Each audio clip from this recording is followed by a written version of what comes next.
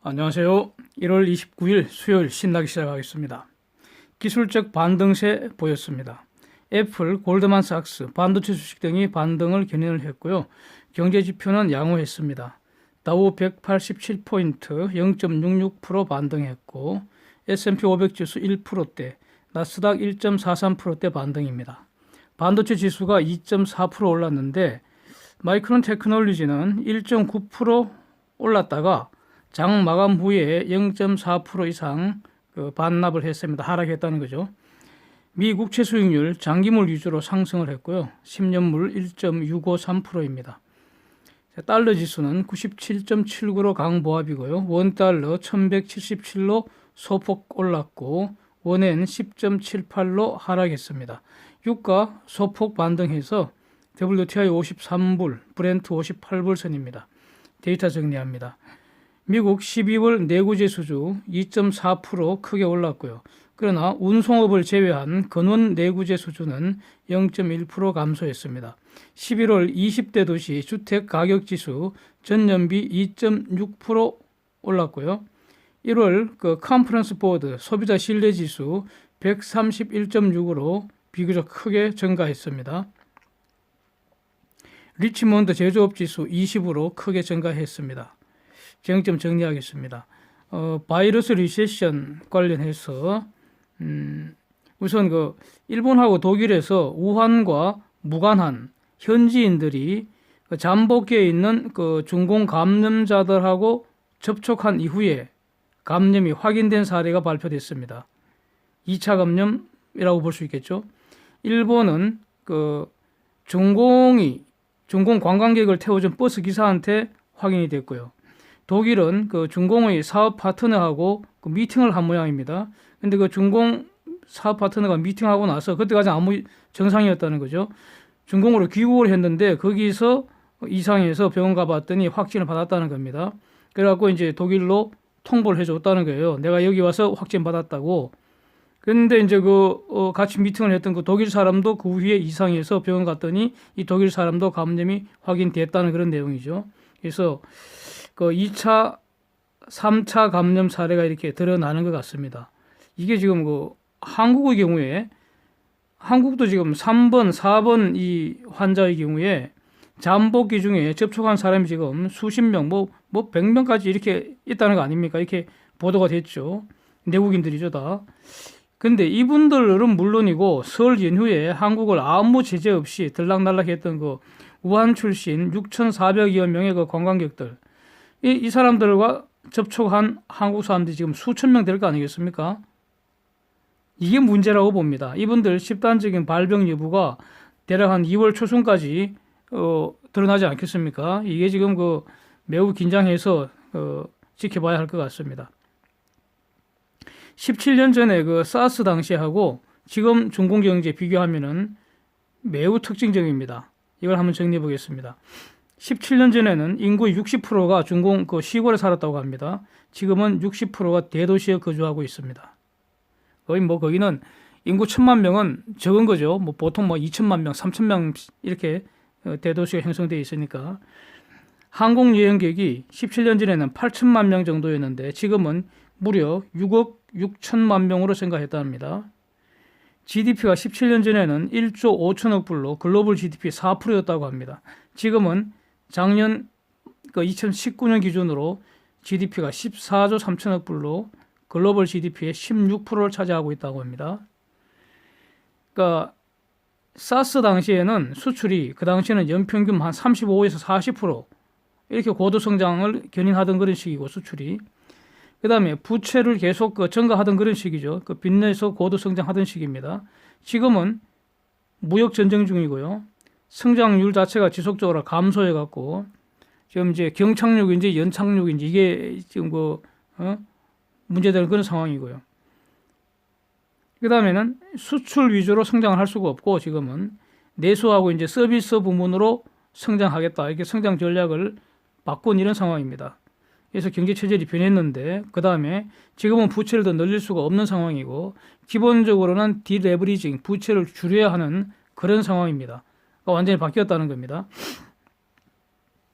그런데 이 중공의 경우에는 이 코로나 바이러스 이 상태가 단기라는 것이 앞으로 최소한 한두 달 정도 더 나쁜 방향으로 더 악화될 가능성, 이거 인정하는 것이 합리적이지 않겠습니까? 그렇게 보입니다. 그렇죠? 그래서 적어도 금년 상반기까지 지속될 가능성 열어둬야 할 것 같습니다. 이렇게 되면은 중국 경제 타격받는 거 상당히 심각하게 타격받겠다. 거의 뭐 확실하지 않겠습니까? 이 정도면은. 그래서 적어도 중공이 이 바이러스발 리세션 현실이 될 가능성은 분명해 보입니다. 그래서 1분기 내지 2분기 GDP가 1% 적어도 1%포인트 이상, 많으면 2%포인트대 날아가는 거 각오해야 되지 않을까 이런 생각입니다. 근데 중공 이외 지역에서는 가령 뭐 미국이나 일본이나 한국 같은 이런 데는 중공보다는 그 코로나 바이러스 대유행할 가능성은 아직은 낮다고 평가해야 되지 않겠습니까? 대처할 능력도 상대적으로 우수하고요. 그런데 이제 2차, 3차 감염이 어느 정도 진행될지 우리는 아직은 알 수가 없고요. 최소한 그러니까 2월 한 상순까지는 지켜봐야 되지 않는가 이런 생각입니다. 미국에서 아직 5번째 이후로 추가 확진자는 없는 것 같습니다. 뉴스가 나오질 않습니다. 문제는 이제 상대적으로 열악한 동남아 지역이지 않겠죠? 여기겠죠? 여기 이제 얼마나 또 확산될지 이것도 이제 지켜봐야 할 것 같습니다. 그래서 매우 불확실한 상황이 당분간 지속될 것 같습니다. 그러니까 요약하면요, 중공 경제 타격은 거의 확실하다고 봐야 할 것 같고요. 글로벌 경제 타격 이거는 진행 추이를 좀 더 봐야 되지 않을까. 그래서 이게 만약 장기화된다면은 미중 간의 그 무역 전쟁, 페이스 2 딜 협상하고 하는 거 여기에도 분명히 영향을 줄 것 같습니다. 그래서 주목해야 되겠다 이런 뜻입니다. 그러니까 이번 코로나 바이러스가 우한에 있는 그 연구소에서 누출되었을 것이라는 이런 소문들에 대해서요. 그러니까 1차 보도한 것이 워싱턴 타임즈인 것 같고요. 24일 보도된 것 같고요. 그 이후에 지금 후속 보도는 제가 찾아보기로는 없는 것 같습니다. 그 다음에 국내에서는 뭐 결국 워싱턴 타임즈 24일 보도 이걸 계속 새로운 내용 전혀 없이 이걸 보도를 하려면 그 이후에 후속 보도를 하려면 추가로 나온 새로운 게 있어야 되지 않습니까? 그거 없이 이것만 그냥 재탕3탕 하고 있는 것 같아요. 국내 언론들. 이러니까 기레기 소리를 듣는 거 아니겠습니까? 그런데 이거 할 수 없이 제가 다시 자세히 보게 됐는데요. 그 기사의 대부분은 별게 없습니다. 중공이 우한 지역에 미생물 연구소 운영 중이라는 거, 여기서 사스나 메르스나 코로나 바이러스 연구하고 있다는 거, 이런 거는요, 중공이 이미 공식적으로 자기들이 홍보 영상으로 뿌린 겁니다. 그래서 이거는 비밀도 아닙니다. 이런 거는. 물론 그 연구소에서 비밀로 생물 무기를 연구할 가능성 뭐 있다고 봅니다. 저는. 이거는 긍정합니다. 연구한다고 봐야지 않습니까? 웬만한 국가는 다 하잖아요. 여기서 아니 코로나 바이러스 연구를 해야지 관련되는 문제가 발생하면 백신도 만들고 치료제 개발하고 그러지 않겠습니까? 근데 그래서 코로나 바이러스 연구했는데 이거 필요하면 무기로 활용하는 것도 당연히 연구하겠죠. 새로운 것도 아니잖아요. 근데 이제 우한 지역이 중공의 최고 등급, 즉 레벨 4라고 하죠. 이게 생물 무기 연구 기관이라니까. 그래서 당연히 바이러스 백신 연구하면서 그 무기로 전용하는 방법도 연구하려고 봅니다. 근데 중공이 이거를 공식적으로 공개하지 않겠죠. 당연히 안 하죠. 누가 하겠습니까? 한국도 마찬가지겠죠. 뭐. 그런데 기사 내용이 말이죠. 쇼햄이라는 사람한테 이메일로 무슨 인터뷰를 했다는 거 아닙니까? 이메일 하나 보내서 답장을 받았다는 거겠죠. 뭐 인터뷰가 별 겁니까? 근데 이 쇼햄이라는 사람이 1970년에서 91년 사이 대략 한 21년간 그러니까 이스라엘 중령 계급으로 정보장교로 근무를 했는데 그 당시 그 담당 부서가 생화학 분야였고요. 이 사람 전문은 생물 무기 분야라고 합니다. 지역은 중동 지역이 담당이었고요. 네? 그래서 50년 전에 근무하기 시작한 거 아닙니까? 그래서 만약에 20살 때 첫 근무를 시작했다면 지금 최소 나이가 70살. 언제부터 근무했는지 모르겠는데 하여튼 70년부터 근무했다면 50년 전에 근무를 시작한 거 아닙니까? 그러면 뭐 나이 적어도 70, 많으면 80 넘을 수도 있을 것 같습니다. 예. 근데 최근까지도 이런 일을 직접 담당했던 사람들이 수백 명 있을 거 아닙니까? 근데 이 사람이 30년 전에 그만둔 사람입니다. 뭘 인용할 게 없어서 이 사람을 인용을 하는지. 예? 그러니까 제가 생각하기에는요, 수십 명 또는 수백 명한테 인터뷰 한답시고 말이죠. 이메일을 갖다 뿌렸는데 그 중에 이 사람이 답변 던진 거 이거 기사로 편집한 거 아닌가 이런 의심이 저는 듭니다. 이렇게 물었다는 거 아닙니까? 이메일로. 연구소에서 유출되었을 가능성 없나? 이렇게 하니까 이 사람 답변은 있을 수도 있지. 없다고 할 수는 없지. 이 뭡니까? 이거 하나만 하는 소리죠. 아무런 증거가 없고요. 일단 아무런 증거가 없고 누출되었거나 아니면 근무자가 거기 있는 근무자가 자기도 모르게 지가 감염이 돼 갖고 외부로 전파됐을 가능성도 있을 수 있다. 있을 수 있다. 이건 하나만 하는 소리 아닙니까? 의심을 기소한 거 아닌지 의심이 된다 이런 뜻입니다. 저는 그렇습니다. 중공을 비판할 때 비판을 당연히 해야겠지만 비판할 거리가 있으면 하여튼 무조건 중공을 저주해서는 안 될 것 같습니다. 예. 우한에 중공의 국가급 미생물 연구소가 있고 여기서 각종 바이러스 연구를 하고 있고요. 이건 다 알려진 사실이고 그러니까 여기서 생물 무기도 비밀리에 연구할 수 있다고 생각은 합니다. 여기까지는. 이번 코로나 바이러스도 이 연구소에서 연구했겠죠, 당연히. 예, 예. 코로나 바이러스는 유명하니까요. 누구나 다 모든 연구소에서 다 연구할 겁니다. 그런데 그러니까 이 연구소에서 연구하던 코로나 바이러스가 실수로 유출된 것일 수도 있다는 의심을 제기하는 것 같습니다. 아무런 근거가 없습니다. 이렇게 해서는 저는 안 된다고 봅니다. 그럴 수도 있고 아닐 수도 있고 이거 아닙니까? 아니면 말고 이거 아닙니까? 예? 그래서 이런 주장에는 좀 동조가 안 되고요. 결론은 저는 이 분야에 대해서 여기에 대해서는 이 사건에 대해서는 아는 것이 없기 때문에 아닥하겠습니다. 예. 다만 지금 바이러스가 퍼지고요. 사람이 죽어가고 있고 경제가 타격을 받고 있다는 것은 팩트이기 때문에 예? 앞으로 이 경제 분야에 어떤 영향을 미칠 것인지 이것만 집중해서 살펴보겠습니다. 탄소세하고 디지털세 좀 더 보겠습니다.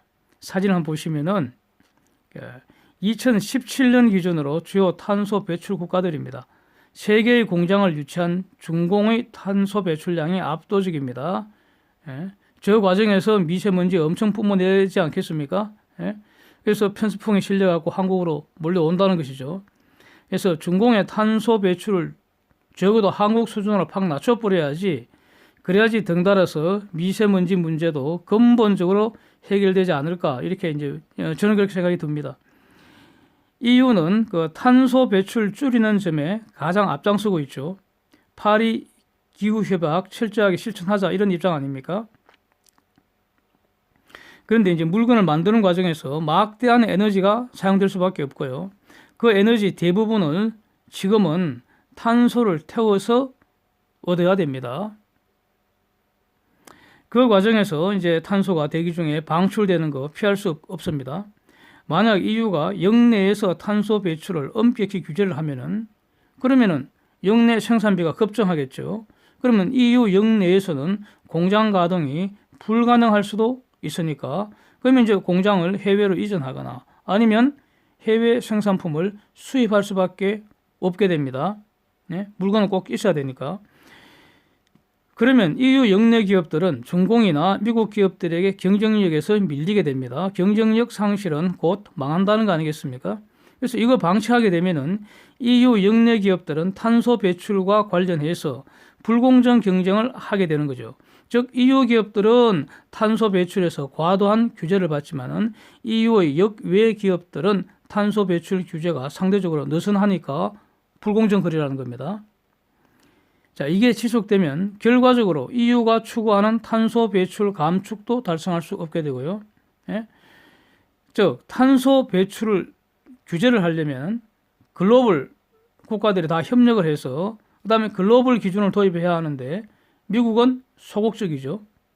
특히 트럼프는 온실가스에 의한 기후변화 자체를 부정하는 듯한 그런 주장을 초반에 했었습니다. 즉 아예 그 생각이 다르다는 겁니다. 트럼프 생각은. 탄소 배출 규제하면은 기업의 활동을 제약하는 것이기에 반대한다는 그런 입장입니다. 트럼프는. 파리 기후 협약 탈퇴해버렸습니다. 즉 탄소 배출에 대한 글로벌 규제는 사실상 불가능합니다.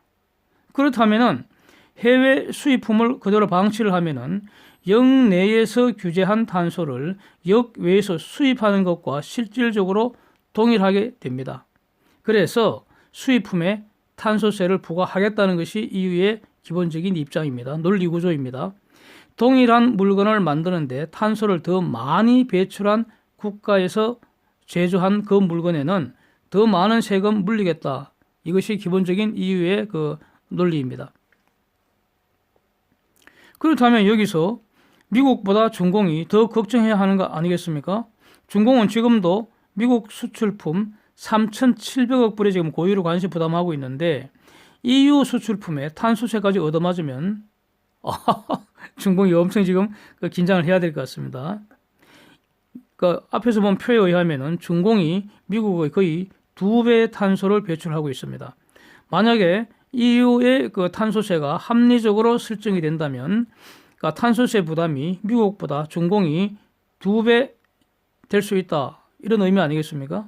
그래서 그렇다면 탄소세 관련 무역 전쟁에서 미국과 중공이 EU에 대해서 동맹을 맺을지 이것도 아주 그 포인트가 관전 포인트가 될 수도 있을 것 같습니다. 두고 보겠습니다.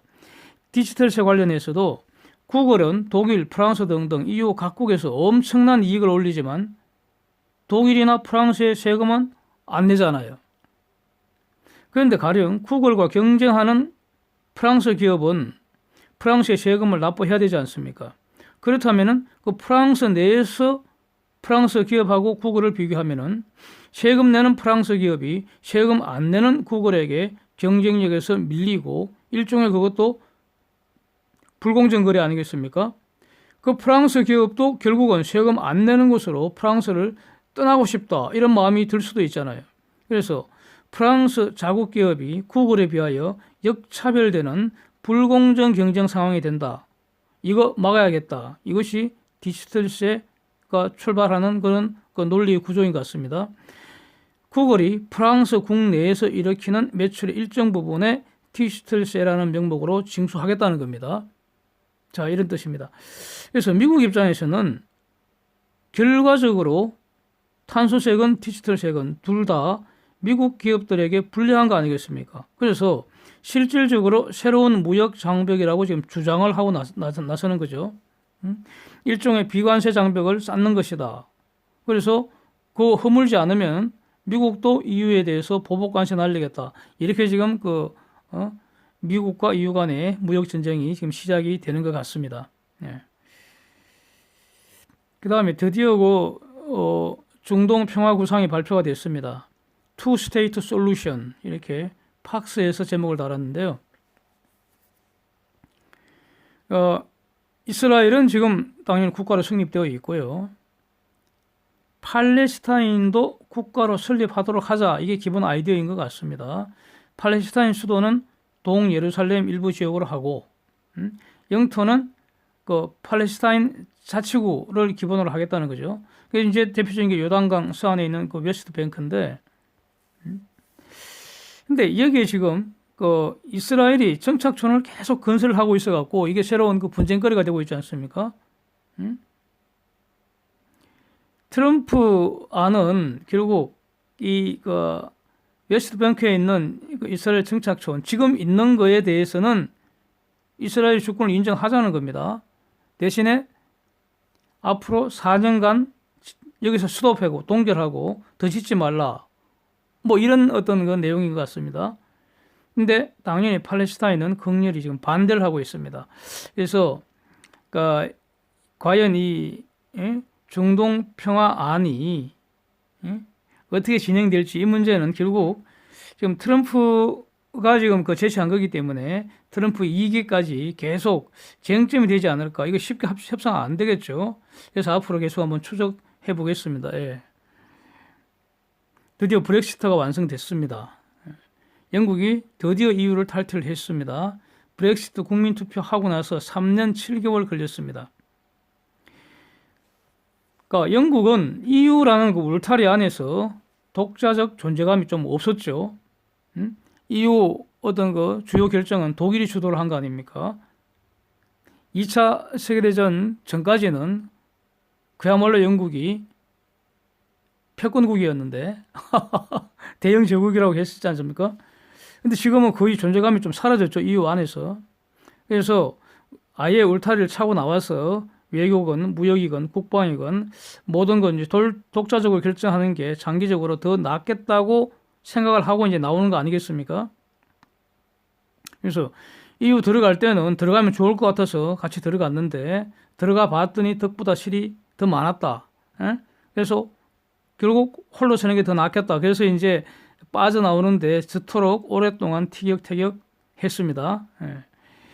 근데 마지막까지 EU에 대한 그 미련이 남은 것이 바로 EU라는 5억 명의 단일 시장 아니겠습니까? 단일 시장이라는 거 상품, 서비스, 돈과 사람 네 가지가 완전하게 자유롭게 마치 하나의 시장인 것처럼 이동할 수 있는 5억 명의 단일 시장. 이거 함부로 포기할 수 없겠죠. 그러니까 거기에서 5억 명의 단일 시장에 대한 접근권, 시장에 대한 접근권, 그건 그대로 유지하고 싶겠죠. 예? 그것 때문에 이렇게 싸운 거 아니겠습니까? 그런데 이제 EU는 영국한테 분명히 못을 박아버렸습니다. never가 3번이나 나옵니다.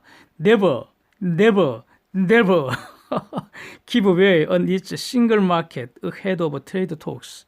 무슨 말입니까, 이거? 이제 영국은 EU와 무역 협상을 이제 해야 합니다. 예. 물론 그 중간에 경과 규정들이 다 있겠지만은 그 경과 규정 안에 기간 안에 무역 협상을 마무리해야 한다는 겁니다. 무역 협상이 결국 또 주고받는 거니까 서로 좋은 유리한 지위를 차지하기 위해서 티격태격하고 있는데 그 안에는 그 단일 시장 채권권이 이제 어느 정도까지는 이제 유지가 돼야 되니까 경과 규정으로. 그러나 하여튼 트레이드 톡스가 마무리되기 전에는 원칙적으로 EU 시장에 이전처럼 자유롭게 들락날락하도록 하는 그런 특혜 조치 절대 없다는 겁니다. 못 박았습니다. 그러니까 다른 관점에서 보면은 EU는 영국이 떠나버림으로써 일종의 그 타격을 받은 건 사실일 겁니다. 영국이 EU를 쉽게 떠나도록 내버려두면 안 되고요. 집 나가면 개고생하듯이 EU 떠난 영국이 개고생하도록 하는 게 앞으로 제2, 제3의 EU 탈퇴를 예방하는 거 아니겠습니까? 영국이 만약에 EU를 떠나서 잘 된다면 그러면 너도 나도 다 떠나버릴 거 아닙니까? 그러면 EU는 망가지는 거죠. 그 싫다는 거죠. 특히 EU를 추진하는 옹호하려는 세력들은 그 싫다는 거죠. 그러니까 영국이 쉽게 떠날 수 없도록 떠나봤자 개고생하는 걸 보여줘야 한다는 거죠. 그래갖고 이 EU와 영국 간의 앞으로 무역 협상 과정 분명히 EU가 영국한테 호의적일 것 같지는 않은데 어떻게 진행될지 매우 흥미롭습니다. 예. 앞으로 두고 보겠습니다. 이상입니다. 예. 오늘도 함께 해주셔서 감사드립니다.